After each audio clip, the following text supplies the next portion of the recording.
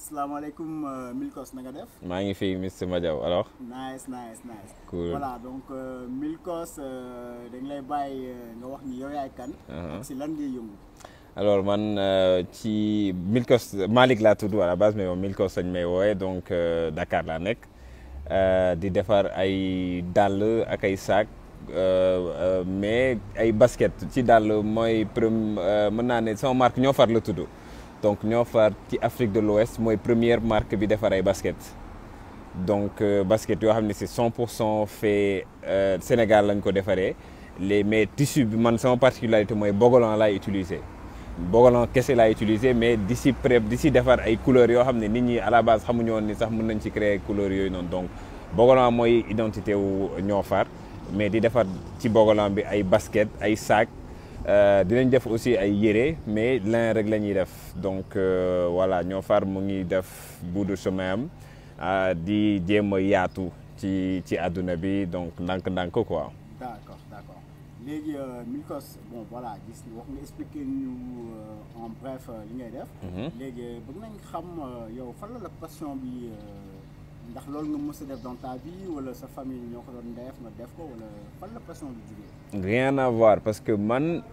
ingénieur informatique là. Ah bon? De formation donc liggéey naa tuuti ci informatique liggéey naa même vite fait ci ADIE bu Sénégal agence de l'informatique de l'État liggéey naa CDP mooy commission de protection des données donc après ci yenn ONG et tout mais man dama yàgg bëgg lépp luy créa fait lépp luy design lépp luy loo xam ne lu bon on va dire entre guillemets ça sort de l'ordinaire daf ma mës a neex en fait bëgguma def benn affaire man lépp lu jaar sama bopp dama koy bëgg matérialiser donc ci noonu la commencé xam nga rek may commencé voilà temps noonu nit ñi ay t-shirt commencé t-shirt dem ci yére yi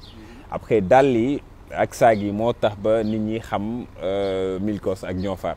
donc surtout dàll yi parce que comme ni ma wax sànq mooy première marque en Afrique de l'Ouest bu defar ay basket yoo xam ne c'est 100% fait à la main 100% fait en Afrique de l'Ouest surtout au Sénégal donc voilà loolu moo andi renommée wu ñoo far ak Milkos entre guillemets. D'accord, c'est super. Voilà. Donc je vais revenir si li nga wax léegi que mooy premier tools véritable bu ñuy wax basket. ñu defee en Afrique. et fait à la main. donc yow yan problème nga si am. parce que xam naa ni yombul te bu ñu rek defaree ko parce que d'habitude. dañuy gis nit ki suñu defar ay dàll et tout ça. dañ koy defaree ay Maroc. feneen ak feneen. Voilà yow ñu mën a nekk Sénégal di ko defaree foofu. déjà Sénégal dëkku uude la. c'est-à-dire ñun am nañu ay villes yoo ay dëkk yoo xam ne comme ay Ngaye même Dakar soo demee Tilène nga dem Soumbédioune ay uude rek a fa nekk donc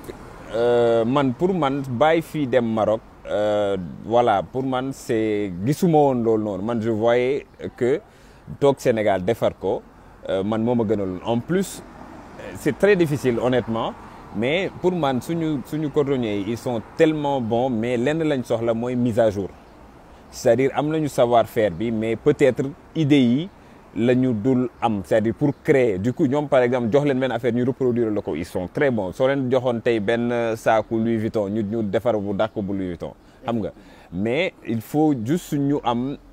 parce que noonu ça se passe comme ça dans le monde ñii dañuy am savoir-faire bi ñii am idées yi donc il fallait que ay nit comme man ak ñeneen ñu am ay idée ñëw liggéey ak cordonniers yi ñu nga xam ne ñoom loolu mooy seen liggéey defar day am koo xam ne moo war a xalaat concept bi dessiner ko ne leen lii laa bëgg forme bii laa bëgg ñoom ñu exécuter ko donc partenariat la war a doon te man loolu moo nekkoon sama combat nga xam ne dañuy parce que voilà yëkkati métier boobu noonu métier uude wala lépp luy créer ci beneen niveau pas juste ñu toog ci reproduire les marques yi nga xam ne xam nga pour man amul valeur ajoutée en fait waaw. Si on comprend bien ñoo fax dafa boole modernité ak traditionnel bi quoi. exactement traditionnel mooy maanaam savoir-faire bi mu ngi Sénégal xam nga donc il faut juste trouver ñi ñoo xam ne ñu sérieux la nga xam ne yow dañ lay déglu yow soo amee sa idée dinañu nangu déglu la def li nga wax te loolu noonu man début bi c'était pas évident parce que man duma uude informaticien la donc du coup déjà liggéey ak ñoo xam ne dañuy mel ni yow da nga leen di jàngal seen métier alors que yow say idée ngay yor nga bëgg ku la ko matérialiser parce que yow jàngoo defar dàll voilà donc donc vraiment gis nañ ni yow moom da nga gëstu bu baax si li ngay def nii. Voilà donc ça t'a pris combien de temps pour concrétiser carrément parce que xam nañ ni phase A bi mooy da ngay am idée bi.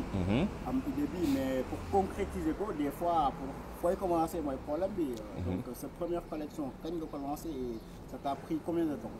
Alors bi may commencé honnêtement déjà xalaatuma ko woon def carrière xam nga comme ñëpp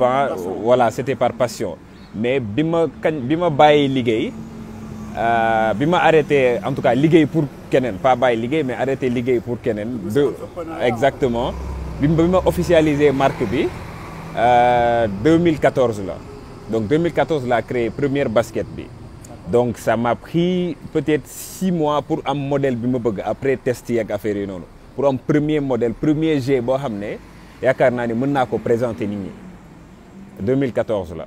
donc après ñu ngi nii ci 2015 donc voilà depuis voilà affaire yi amélioré wu na ba léegi au moins am naa produit boo xam ne c'est compétitif à l'international donc ñu ngi koy jaay fépp ci àdduna bi te nit ñaa ngi koy apprécier te loolu ça nous fait vraiment plaisir que nit ñi di apprécier loo xam ne c'est 100% fait au Sénégal nga xam ne soo ko tegee bon du ma ne di nga teg te pour le moment marque de luxe yi mais foofu lañ jëm te ñu ngi leen di jege parce que am na ay spécialistes ñu xool suñu liggéey naan bah fi ngeen jëm voilà dina neex quoi on va dire. waaw donc si je comprends bien marque bi. yow international bi nga gën a viser. da nga bëgg maanaam mu génn Sénégal quoi mu génn Sénégal wala àdduna bi c'est ça. waaw en fait xam nga lépp liggéey boo gis il faut da nga ko bëgg a woon le maximum de personnes mais man ba tey jii nii wax ni Dakar laay gën a jaay Dakar mooy sama base. su ma ko waxee nit ñi yenn saa dañuy am problème pour gëm mais Dakar mooy sama base ba suba xam nga mais après Dakar marché bi c'est assez réduit donc su fekkee yow da ngay defar pour Sénégal kese pour nga dundee si day métti. Voilà donc te en plus marque la boo xam ne ñun dañoo bëgg nga xam ne ñëpp ñuy sénégalais muy noir muy africain muy n'importe qui en général parce que voilà man aussi bëgguma limiter kii bi ci non il faut que africain yi kese ñu kii ko non loolu su amee moo may gënal man instant bi tey fierté laay am su ma mënee ne non Dakar damay jaay lu bëri xam nga loolu noonu bëriwul ñoo xam ne dañ koy def ñaan non da ngay gis koo xam ne non fee rek laay jaay. Au début gars yi la ñu doon wax non marque bi pour tubaab laa affaire mais gars yi su ma leen waxee non pourtant Dakar laay gën a jaay ouais ma ne si Dakar laay gën a jaay léegi la affaire yi commencé peut-être di équilibré wu nga xam ne am na ay points de vente ci yenn villes yi dans le monde affaire yi di équilibré wu mais ba Dakar voilà mooy base su Niofar voilà. léegi par exemple on va rester au niveau de Dakar. Donc Dakar Sénégal sax laay wax. donc ça s'est passé comment pour nga imposer ko Sénégalais yi parce que xam nañ Sénégalais. ñun dañu bëgg li nga xam ne Europe lay jugee ak feneen ak feneen. waaw donc loo xam ne suñu designer dañ koy def. dañ waaw ñu wax Sénégalais moom mel noonu. donc comment naka nga defee combat boobu ak lan nga jot a organiser noo ko defee quoi ba nit yi xam marque bi. pour man sama combat mooy qualité. C'est-à-dire pour man moo tax au début gars yi dañoo wax soo affaire yi dafa cher mais j'ai pas on va dire succombé ci loolu noonu man pour man tant que maa ngi def qualité man loolu mooy sama but donc pour man ci loolu la affaire bi basé wu pour am notoriété bi mais aussi jot nañu am ay presse même à l'international bu si wax ba nga xam ne affaire bi instant bi nii reconnaître nañ ko par exemple magazine yu mel ni Jeune Afrique magazine yu mel ni Sénégal Intelligence magazine même New York Times wax na si soo xoolee magazine bu mel ni OK Africa boo xam ne tout ce qui se passe en Afrique en termes d'art en termes de culture en termes d'histoire wax na ci marque bi aussi boole na ko ci marque yoo xam ne moom la par exemple il y a 2 ans ñu ne non marque yi nii la nit ñi war a sol en Afrique ou en général dans le monde donc yooyu noonu day tax ba affaire notoriété bi day yokk te loolu ça en fait li si dommage mooy ci loolu sénégalais yi ci la ñu gën a commencer consommer ñoo fa parce que Occident wax na si parce que par exemple Jeune Afrique wax na ni roi du Maroc jënd na Niofar xam nga voilà donc xam nga ça s'est passé comment parce que jënd sa marque c'est quelque chose quand même. Voilà en fait bi mu ñëwee Sénégal via benn copine donc dafa gis ci am na benn magazine bu si defoon bu tudd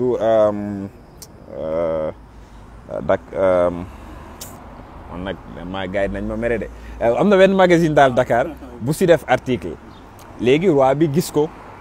mu ne non moom bëgg na ci affaire yi nu muy def ba am si après rek via conseiller mi et tout gars yi contacté ma xam nga mu jënd presque collection entière donc après gars yi su ñu yégee yu noonu dañu naan comme kii sol na ko dinaa ko sol xam nga donc récemment par exemple Alicia Keys ñëw na fa moo expi Swiss Beats sol nañ si donc loolu noonu du coup c'est très dommage mais bon après ça se comprend mais c'est très dommage que nit ñi di xaar genre validation yooyu noonu pour mën a ne ok produit bi c'est fait ici c'est de la qualité en tout cas à mon avis et j'essaie d'améliorer man qualité bi que non mun nañ ko soutenir wala ñu ko sol mais tant que ñeneen ñi validé wuñu ko dañuy naan waaw benn boy la buy foo rek xam nga. effectivement donc parce que loolu gis nañ ko ni ñoom Swiss Beats Alicia Keys et tout. ñoo nañ jënd si produit bi. vraiment voilà ñoom nga xam ne c'est des personnes yoo xam c'est des influenceurs en quelque sorte. donc ñëpp gën nañ xam tamit ñi ko xamuloon bokk. xam nañ ko marque bi. voilà loolu moom gis nañ ko léegi ñun actuellement man beneen question bu ma lay poser mooy. Au niveau international, parce que Disney que tu tournes un peu, comme par exemple actuellement, tu es à Genève, tu as participé à l'Afro-Odyssée, voilà, donc c'est quoi, c'est la 3e édition c'est la 5e édition, et man c'est la 2e fois que je participe. 2e fois. Voilà, donc l'année passée, fille au Sénégal, man ak Khadija la woon la de Boule Artisan, ñoo participé woon, ñu lañ sélectionné woon, cette année man ak Sili la. Sili Rabikan.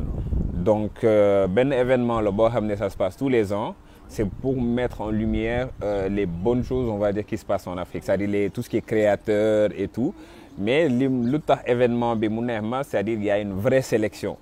c'est-à-dire du ku ñëw rek ñu jël la gars yi dañuy xool ñoo xam ne gis nañu ni am nañu potentiel briller à l'international c'est-à-dire par exemple le premier jour bi professionnel yi lañ ko jagleel c'est-à-dire tout ce qui est acheteur tout ce qui est truc ñooñu ñooy ñëw xool après deuxième jour bi la ñuy mooy festivités yi quoi c'est-à-dire ñoom dañuy def défilé après mu am expo vente et tout donc c'est un événement pour man boo xam ne depuis ma commencé ko tu vois je vois que voilà ça te day jox da lay exposer à travers le monde et puis voilà donc et même à travers le monde ñun on essaie de s'implanter un peu partout donc voilà ñun à part Dakar am nañ point de vente Dakar mais am nañ point de vente Abidjan dañuy jëm ay Accra am nañ point de vente New York ñu ngi voilà jéem a am ay point de vente fépp foo nga xam ne nit ñi design neex na leen mode parce que bon man mode damay def souvent attention su may wax mode parce que mode moo xam ne day ñëw di dem mais man pour man je me plus côté design bi moom ma gën a intéressé en fait nga xam ne loo xam ne la lu périn la quoi su mënu ko sol te sol ko suba donc yep. Voilà donc Milkos c'est la deuxième partie. Voilà donc dañuy ñëwaat si li nga wax sànq si marque bi ñoo fax. et tout donc bëgg naa nga wax ñu. réalisation yi nga jot a def. c'est-à-dire yan affaire nga jot a organisé pour la marque. wala yan affaire yu mag lañ la invité. pour la marque. alors Dakar lii événement bu gën a bi ma organisé en collaboration ak ay copains la ci biennale bu 2016 bi la woon. D'accord. alors dañ defoon benn événement Garba Ibaku ak Djibril Gadaye. ak Papi Moami et tout dañu defoon benn événement bu mag donc bokk na ci événement yoo xam ne man marqué na ma ci marque bi quoi mais sinon événement yu ñu ma invité à l'international à part Afro-Odyssée bi nii donc am na benn événement boo xam ne ça a commencé en Afrique du Sud bu tudd Design Market c'est-à-dire ñoom dañuy sélectionner designers yoo xam ne jàpp nañ ni ils ont du potentiel donc concept bi dafa doon tourner quoi donc on l'a fait là-bas ñu def ko Abidjan ñu def ko Accra donc c'était très intéressant sinon bi may soog a commencer participer woon naa aussi benn salon Paris bu tudd Afrique Unie donc voilà et puis voilà via Niofar aussi j'ai été sélectionné pour le YALI mooy programme bu Obama créé pour jeunes leaders africains yi donc du coup pour dem jàngaat tuuti xam nga man surtout c'était pour dans le domaine de l'entrepreneuriat donc dem jàng haute décision yi nu ñu koy defee les grands entrepreneurs comment ils fonctionnent donc dañu yóbbu dispatché ñu ci université américaine yi donc man j'ai eu la chance di nekkoon ci benn université mooy université yi ñuy woowee Ivy League c'est-à-dire bokk na ci université yu gën a prestigieuse États-Unis man bi ma newoon mu ngi tudd Dartmouth College donc Dartmouth College laa ne woon donc nga xam ne gars yi dañu taillé woon benn programme boo xam ne spécifiquement pour ñun du coup dañu doon andi ay spécialistes fépp pour ñun ñuy jàngal lii ñi marketing ñi xam nga donc c'était très très intéressant donc et loolu yëpp c'est via Niofar du coup depuis ma ñibbisi je travaille sur une collection boo xam ne ça me taraude moom je sais pas si je vais dire là bon boobu nañ ko xaar ba après. On va dire que waaw en plus de la passion. donc jot nga jàng tuuti management. ci li ngay def quoi en fait marketing de luxe beeg et tout ça. waaw c'est en fait loolu beneen passion sama passion la aussi donc même personnellement loo xam ne la dam siy def recherche lu bëri la. donc déjà mais yàlla bi ça m'a permis surtout ci gérer voilà management mais pas management genre entre guillemets cliché management waaye mais juste plus loo xam ne c'est plus concret dañu lay jox ay kii yoo xam ne c'est plus concret ay spécialistes ñu amoon nañ benn prof boo xam ne il est consultant chez Facebook chez ñeneen ñi ay chez Apple chez Microsoft donc nga xam ne ñooñu noonu li ñuy wax dañ koo xam sax dañ ko maîtriser du ñu ñëw duñu la wax théorie mais ay loo xam ne lu ay cas yu concret lañ lay tegal donc loolu noonu c'était pas mal. et puis voilà loolu voilà j'essaie d'incorporer loolu noonu ci sama liggéey juste pour ndànk-ndànk xam nga rek jéem a yegg benn niveau boo xam ne ba tey voilà Sénégal au moins dinañ naan non am na ay Sénégalais yoo xam ne ñu ngi def lii quoi. super donc pour revenir sur ça aussi. parce que dafa mel ni gis nañ ko ni feeñ na si sa ay œuvres. pourquoi parce que gis nañ ni si affaire yi ngay def tu prends des thèmes. parce que defoo comme man nii rek. créer benn affaire nii rek. donc lépp par exemple comme li nga defar nii. dans pochette bi. motifié tout ça. am na signification. waaw est-ce que tu peux nous parler par rapport à cela. alors man chaque collection day am thème boo xam ne c'est bien développé c'est-à-dire du ma ñëw rek jël tour jox ko collection damay am au moins benn temps de recherche boo xam ne moo may permettre ma créer motif yi parce que voilà man motif yu may utiliser ci Bogolan bi du ma dem marché bi jënd Bogolan damay créer samay propres motifs te motif yi noonu day am lu koy motiver par exemple collection bi ma mujj génnee mu ngi tudd Kasama mooy maanaam en français dem aventure c'est-à-dire lan lay tekki bon man Casamance daa jógee donc booy joolaa lañ may woowee sax koñ ba donc Kasama mooy maanaam soo nekkee mu nga nekk béykat donc nga béy sa tool pendant 10 ans donc da nga koy bàyyi mu noppalu donc noppalu boobu muy noppalu léegi yow pendant ce temps da ngay dem ci beneen dëkk dëkk boo xam ne xam nga ko wala am nga fa xarit wala koo fa xam ñu abal la suuf nga béy léegi soo béyee après soo récolté da nga leen di jox partie yow ngay delloo leneen li nga béy sa dëkk léegi aventure boobu noonu la ñuy woowee Kasama te non li si garaaw mooy Kasama boobu noonu même am na ci yeneen dëkk yi par exemple man Mali laay defaree sama tissu te je suis très lié au Mali donc damay jéem a def comparatif lan la ñu bokk culturellement te loolu noonu benn lien la boo xam ne ñoom par exemple man fi may liggéey benn ville la boo xam ne c'est à peut-être 600 kilomètres de Bamako bu tudd 100 donc on a beaucoup de points en commun du coup loolu point yooyu noonu lay essayer de créer juste ci recherche yu may def du coup damay dem foofu noonu xool ñoom nu ñuy dundee ma xool ñun nu ñuy dundee ma xool nan laay mën a relier ñaari yoon donc Kasama c'était un peu cette collection là am na beneen bo ci même dérivé au Kasama bi j'avais travaillé sur une collection boo xam ne ça parlait de la fécondité donc c'est juste pour dire que par exemple ñun en Afrique en général jigéen ñoo xam ne mënuñu am doom dañ leen di stigmatiser lu bëri. c'est souvent yenn saay la majeure partie du temps sax góor gi moo stérile mënta am doom voilà dañ koy waxte dee donc mais comme mënta am ku jigéen ki dañuy naan non yow sëy nga fi mënoo am doom donc amoo njëriñ wala affaire yi noonu donc ci thème boobu noonu laa daan liggéey du coup je fais pas mal de recherches je parle aux gens pour xool lan la ñu mën a bañ a teg yan boobu noonu jigéen boo xam ne mënta am doom du moom moo ko def soit daf feebar wala jëkkëram moo feebar wala yàlla moo la may doom xam nga yenn saa dañuy naan ñu dëkk jullit la ñu wala même bon su dul Sénégal sax en quelque chose mais dañuy fàtte ni yàlla mooy natt donc du coup thème boobu noonu laa daan ci laa daan liggéey donc mais collection bii ma nekk di liggéey moom xam naa dañuy def benn affaire bu spéciale bon mais bii nii c'est encore beaucoup plus lourd parce que bii nii maa ngi liggéey ak même ay prof am na benn prof boo xam ne je travaille avec lui il est à Columbia à New York parce que c'est un sujet d'anthropologie laa nekk di tudd donc ça me prend beaucoup de temps depuis septembre maa ngi siy liggéey donc dinañ si gën a wax incha allah boobu noonu. Yeah. Donc mën nañ xam actuellement c'est quoi tes projets. Projet Niofar. ak projet yi nga xam ne yi nga war a def actuellement Dakar lan nga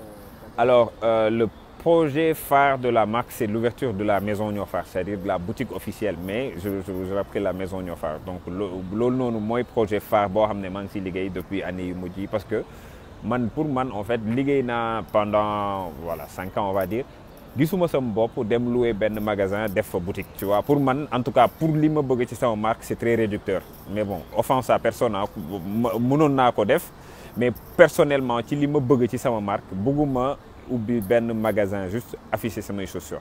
xam nga afficher samay dàll donc bëgg naa loo xam ne dina refléter li ma jot a def depuis ma commencé ba léegi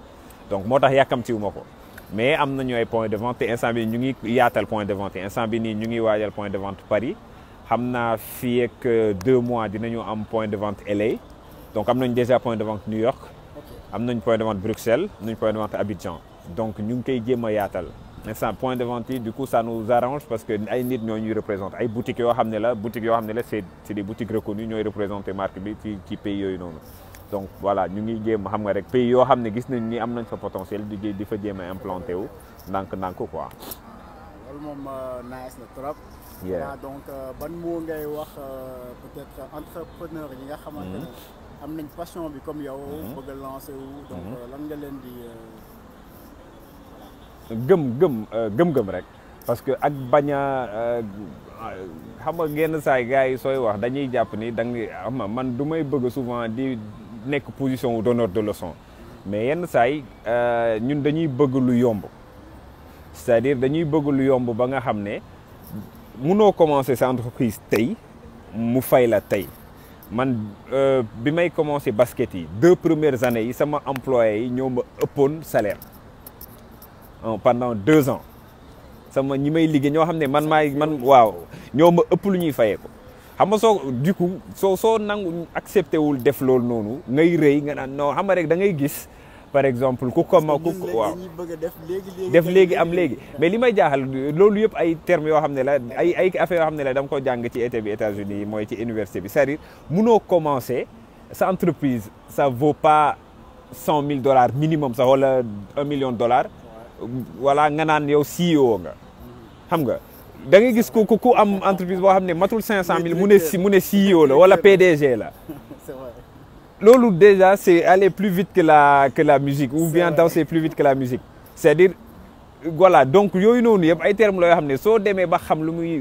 muy tekki mën na tekki mën nga am entreprise na doon PDG mais ça veut dire que yow da nga yàkkamti te yooyu noonu yëpp ak ba pare am na ay yu bëri yoo xam ne dañ koy wax c'est-à-dire pour man projet boo xam ne bu viable la mën nga ko commencer lu si ëpp sans fonds man personnellement man loolu mooy sama gëm-gëm c'est-à-dire su fekkee yow projet bi yow gëm nga ko yow yaay sa premier investisseur ba nii aw ma partenaire bon am naa ni fii ak ci kanam parce que soo bëggee implanté wu un peu à l'international day am fooy toll soo bëggee voilà yokk lu gars yi naan growth il faut nga am ñu la jàppale mais pour ñu jàppale day fekk yow nga njëkk koo gëm te yow nga njëkk koo gëm il faut yow nga ñeme non seulement xoslu mais yow nga ñeme sacrifié wu da ngay gis koo xam ne la par exemple def naa benn toog ci benn université Dakar mooy école de commerce yi ma gis ñu ne ma non on a des projets mais on n'a pas de financement te yow yaa ngi yor iPhone X. Ouais, c'est voilà merci loolu daal la. D'accord. waaw. Bon le mot de la fin wala li nga xam ne bëggoon nga ko waxoo ko. ak lay nuyoo waa TD Dakar. waaw maa ngi béggee waa TD Dakar man voilà dama koy suivre lu bëri damay dugg fu ma bëggee reetaan foofu laay dugg. donc xam nga rek waaw benn plateforme la boo xam ne pour man c'est très important la pour nit ñi di si lâché wu mais nit ñi aussi yenn saa yi damay gis ni nit ñi dañ ciy waxtaan dañuy dugal loo xam ne lu concret la donc pour man adduna bi noonu la day am faux mais day am loo xam ne la lu concret la loo xam ne la dëgg la nit ñi dañ si jëriñoo te voilà big up te yow Madiaw voilà aw ma sa fay xam nga rek dañoo gisee rek vite fait rek xam nga rek affaire yi jàll xam nga donc waaw yàlla mooy def loolu waaw mais big up waa TD Dakar te ca kaw te kanam rek waaw bégee jaajëf